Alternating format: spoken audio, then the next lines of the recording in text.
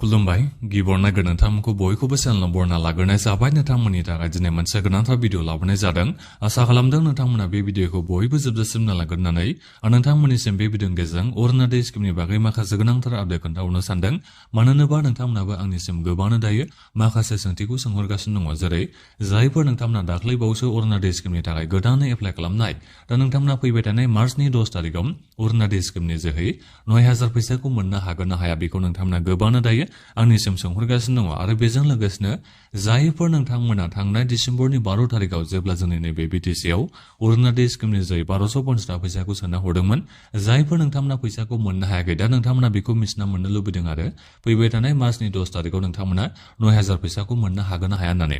आरो बेनिफ्राय जायफोर नोंथांमोना नैबे अरुणाचल 1.0 अरुणाचल 2.0 नि जोहै सिगांनिफ्राय नोंथांमोना फैसाखौथ' मोनबाय थानो हायोमोन, नाथायबा जेब्ला जोंनि नैबे बिटिसिआव थांनाय डिसेम्बरनि 12 तारिखआव अरुणाचल स्किमनि फैसाखौ जेब्ला सोना हरदोंमोन, दा नोंथांमोना फैसा मोनैखाय नोंथांमोना बेखौ मिथिना मोननो लुबैदों आरो नैबे 9000 फैसाखौ मार्चनि 10 तारिखआव मोननो हागोन ना हाया होननानै। दा बेफोरनि बागैनो आं नोंथांमोननिसिम बे भिडिअनि गेजेरजों खोन्थाहरजोबनो नागिरदों। बयबो नोंथांमोना भिडिअखौल' जोबजासिम नायलांबानो जाबाय। आरो आं नोंथांमोननिसिम बेनि अनगायैबो माखासे आपडेटखौबो खोन्थाहरगोन, नोंथांमोना बे भिडिअनि गेजेरजों मिथिजोबनो हागोन। दा बेनिफ्राय आंनि नोंथांमोननिसिम मोनसे खावलायनायबो थाग्रोबाय। गिबियावनो गासिबो नोंथांमोना चेनेलखौ साबस्क्राइब खालामना लाग्रोलायनानै जाहाथे नोंथांमोना बेबादिनो स्किमफोरनि आपडेटखौ नैबे चेनेलनि गेजेरजों मोनबाय थानो हायो। आं गिबियावनोथ' नोंथांमोननिसिम दाख्लै बावैसो जायफोर नोंथांमोना गोदानै एप्लाइ खालामनाय, दा नोंथांमोना नैबे अरुणाचल स्किमनि जोहै फैबाय थानाय मार्चनि 10 तारिखआव 9000 फैसाखौ मोननो हागोन ना हाया आं बिनि बागैनो खोन्थाहरनोसै। नोंथांमोना फैसाखौ मोननो हागोन बेखौ नोंथांमोना मिथिना लाबानो जाबाय। नाथायबा जोंहा दाबो बेलेग बेलेग समस्थियाव गोदानै जोंहा एप्लाइ खालामना जाबाय दं। नाथायबा दा बावैसो एप्लाइ खालामनाय नोंथांमोना जेनेबा बारा गोबाव जायाखैबा सप्तानै जाबाय, अब्ला नोंथांमोननि बे एप्लाइ खालामनाया नोंनि बे नामा बेनिफिसियेल लिस्टआव फैयाबो जानो हागौ, एबा नोंथांमोना मोननायखौनो नङा साननानै लाबानो जाबाय। मानो होनोबा जोंहा एसे गोबावबो सम लायो नोंथांमोननि नामखौ बेनिफिसियेल लिस्टआव सेलेक्ट खालामनो थाखाय। दा जेखियानो जायामानो जायफोर नोंथांमोना एसे मास मोनसेसो जाबाय एबा एसे सिगाङावनो जायफोर नोंथांमोना गोदानै एप्लाइ खालामनाय, जेनेबा जानुवारि मासाव नोंथांमोना जायफोर एप्लाइ खालामनाय, दा नोंथांमोननि नामा बेनिफिसियेल लिस्टआव फैजोबगोन। दा जोंहा बे सोसननायनि हाबाफारिया जोबोद जागासिनो दङ। जेनेबा बेलेग बेलेग जायगायावथ' जोंहा सोसननायनि हाबाफारिया जोब्बायबो, नाथायबा बेलेग बेलेग समस्थियाव जोंहा गोदान बेबायदिनो एप्लाइ खालामना जाबाय थादों नालाय। दा बेनिखायनो जायफोर नोंथांमोना मैया दाख्लैसो जेनेबा एसे सिगाङाव जायफोर नोंथांमोना गोदानै एप्लाइ खालामनाय, दा नोंथांमोननि नामाल'सो बेनिफिसियेल लिस्टआव सेलेक्ट जानाय नंला। नोंथांमोना बेखौ मिथिना लाबानो जाबाय। दा बेनिखायनो जायफोर नोंथांमोना थांनाय जानुवारि मासावनो जेनेबा डिसेम्बर मासाव जानुवारि मासाव जायफोर नोंथांमोना अरुणाचल स्किमनि थाखाय गोदानै एप्लाइ खालामनाय, दा नोंथांमोननि नामा बेनिफिसियेल लिस्टआव फैगोन। जेनेबा ओरैबायदिया फैगोन आरो बेनिफिसियेल लिस्टआव जुदि नोंथांमोना एलिजिबिलिटि क्राइटेरियाखौ फुलफिल खालामोबा, नोंथांमोना मोननांगौ जयगथा दङबा, नोंथांमोना नैबे अरुणाचल स्किमनि बेनिफिसियेल लिस्टआव नोंनि नामा फैगोन आरो नोंथाङा 9000 फैसाखौ मोननो हाखागोनखा। नोंथांमोना जेबो टेनसन लानांगौ गोनांथि गैया। आरो बेजों लोगोसेनो मोनसे खोथाबाव दे, जेनेबा थांनाय डिसेम्बरनि 12 तारिखआव जेब्ला अरुणाचल स्किमनि जोहै 1250 फैसाखौ सोदोंमोन जोंनि नैबे बिटिसिआव, दा बै समाव बिनि सिगाङावनो माखासे मानसिफोराबो एप्लाइ खालामदोंमोन, नाथायबा बिथांमोननि नामा बेनिफिसियेल लिस्टआव फैयाखैमोन। आरो बिनिफ्राय बिथांमोननो आरो सेकेन्ड खाबुखौ होनाय जाबावदोंमोन गोदानै एप्लाइ खालामनो थाखाय। दा बिथांमोननि नामाबो दायो बेनिफिसियेल लिस्टआव फैजोबसिगोन। नोंथांमोना टेनसनखौनो लानांगौनि गोनांथि गैया। जुदि नोंथाङा जयगथा दङबा नोंथांनि नामा बेनिफिसियेल लिस्टआव फैखागोनखा। दा बिनिफ्राय नोंथांमोना नैबे 9000 फैसाखौबो मार्चनि 10 तारिखआव नोंथांमोना मोननो हाखागोनखा। नोंथांमोना जेबो टेनसनखौनो लानांगौनि गोनांथि गैया। दा बेखौ नोंथांमोना मिथिबाय जानांगौ। जायफोर नोंथांमोना डिसेम्बर जानुवारि मासाव नोंथांमोना अरुणाचल स्किमनि थाखाय एप्लाइ खालामनाय, नोंथांमोना नैबे अरुणाचल स्किमनि 9000 फैसाखौ मोननो हागोन मार्चनि 10 तारिखआव जुदि नोंथांमोननि नामा बेनिफिसियेल लिस्टआव फैयोबा। दा बेखौ नोंथांमोना मिथिना मोनबाय जानांगौ। दा बेनिफ्राय फैदो जायफोर नोंथांमोना थांनाय डिसेम्बरनि 12 तारिखआव नैबे अरुणाचल स्किमनि 1250 फैसाखौ मोननो हायाखै, जेनेबा फैसा थाइसेयाथ' नोंथांमोननि बेंक एकाउन्टआव हाबफैदोंमोन, अब्लाबो माने नैबे 1250 फैसा नोंथांमोननि बेंक एकाउन्टआव हाबफैयो। नोंथांमोनाथ' माखासे खामानिखौ मावनानै लानांगौमोन।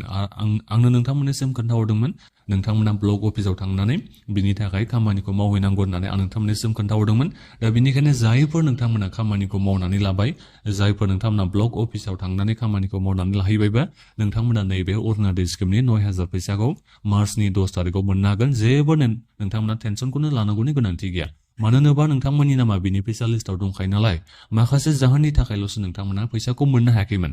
दा बेनिखायनो नोंथांमोना माखासे प्रब्लेमखौ माखासे खामानिखौ मावनानै लाबायबा नोंथांमोना फैबाय थानाय मार्चनि 10 तारिखआव 9000 फैसाखौ मोननो थांगासिनो दं। दा बेखौ मिथिना लाबानो जाबाय। नाथायबा जायफोर नोंथांमोना जेनेबा फैसा थाइसेया बेंक एकाउन्टआव हाबफैखांनायनि उनावबाबो 1250 फैसा आरो हाबफैनि उनावबाबो नोंथांमोना जेनेबा खामानिखौ मावनानै लायाखैबा दा नोंथांमोना मोननाय नङा ओरैनो थानानैथ' बहा फैसाया बोरै हाबफैनो दा बेनिखायनो नोंथांमोना खामानिखौ मावनानै लानाय नोंथांमोननियावसो हाबफैगोन दा बिनिफ्राय जायफोर नोंथांमोना दिनैसिमबो खामानिखौ मावनानै लायाखैबा नोंथांमोननि थाखाय दायो समा दंबावो नोंथांमोना ब्लक अफिसाव थांनानै बुंनानै लाहैबानो जाबाय खामानिखौ नोंथांमोना मावनानै लाहैबानो जाबाय अब्लानो नोंथाङा अरुणाचल स्किमनि नैबे 9000 फैसाखौ मोननो थांगासिनो दङ दा बिनिफ्राय जायफोर नोंथांमोना नैबे अरुणाचल 1.0 अरुणाचल 2.0 नि जाय नोंथांमोना सिगांनिफ्रायनो फैसाखौ मोनबाय थानो हायोमोन नाथायबा थांनाय डिसेम्बरनि 12 थारिखआव जायफोर नोंथांमोना फैसाखौ मोननो हायासै दा नोंथांमोनखौबो खावलायखादोंमोन ब्लक अफिसाव नोंथांमोना थांनानै माखासे खामानिखौ मावनानै लाहैनांगोन होननानै जेनेबा माखासे खामानिखौ माने ब्लक अफिसाव नोंथांमोना थांबानो मिथिखागौमोन आरो नोंथांमोना मा डकुमेन्टस होफिननांगौ बेखौ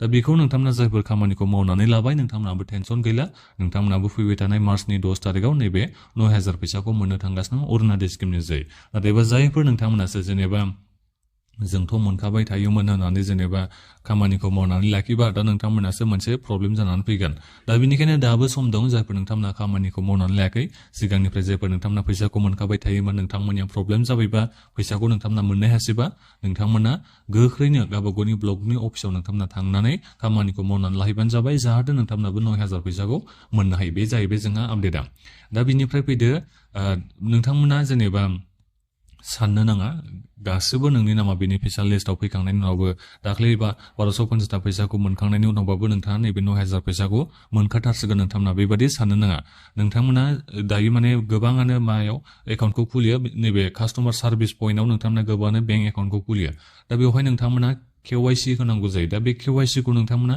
होनानै लाबानो जाबाय केवाइसिया जोंहा बार होनांगौ जायो बे माबायाव खुलिनाया बे कास्टमार सार्भिस पइन्टआव खुलिनाया जोंहा माने केवाइसि होबाय थानांगौ बेबादि जोंहा जानानै फैयो दा बेनिखायनो केवाइसि होनांगौना होनाङा नोंथांमोना गावबागाव बे बेंक एकाउन्ट खुलिनाय जायगायाव नोंथांमोना थांनानै मोजाङै सोंना लाहैबानो जाबाय जुदि केवाइसि होनांगौबा नोंथांमोना केवाइसिखौ होनानै लाफैबानो जाबाय आरो जेनेबा केवाइसि होआबा नोंनि बे बेंक एकाउन्टआव फैसा हाबफैनाय नङा बेखौलाय मिन्थिना लाबानो जाबाय दा बेनिखायनो गावबागावनि बेंकखौ नोंथांमोना चेक खालामना लाखा बेंक एकाउन्टखौ आरो बिनिफ्राय केवाइसि होनांगौबा केवाइसिखौ गोख्रैनो नोंथांमोना होनानै लाखा जाहाथे नैबे 9000 फैसा हाबफैनायाव जेबो प्रब्लेम जाया जुदि केवाइसि होनांगौ जायोबा नैबे 9000 फैसा नोंनि बे बेंक एकाउन्टआवनो हाबफैनायनि नङा दा बेनिखायनो केवाइसिखौ नोंथांमोना जाय जायगायाव बेंक एकाउन्टखौ खुलिनाय बेहाय थांनानै केवाइसिखौ होनानै लाहैथार जाहाथे जेबो प्रब्लेम जाया नैबे 9000 फैसा हाबनायाव दा बेखौ नोंथांमोना मिथिना मोनबाय जानांगौ आरो बिनिफ्राय आधारा बेंक एकाउन्टजों लिंक थाथारनाय जानांगोन मानो होनोबा डिबिटिनि जोहैसो फैसाखौ सोगोन नालाय दा बेनिखायनो जाय बेंक एकाउन्टआ आधारजों लिंक दं दा बे बेंक एकाउन्टआवसो नोंथांमोननिसिम नैबे